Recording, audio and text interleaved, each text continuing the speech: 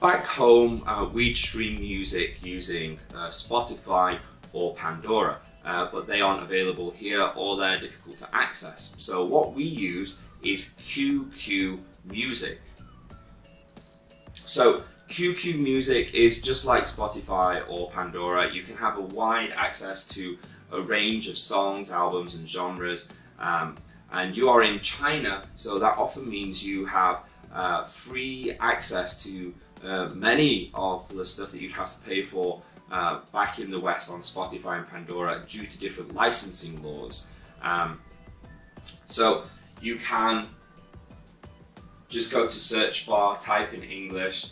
We've been listening to Christmas music recently over the holidays, and it was very easy to find, and you can just search in English and find the latest artists and albums, and you can even create playlists quite simply.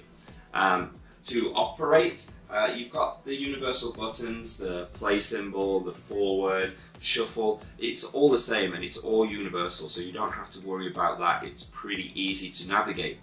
However, you've got to remember, if you do access QQ Music outside of China, you're going to get a more limited collection due to those licensing laws. But once you're in China, the music collection and the different licensing laws is a major benefit.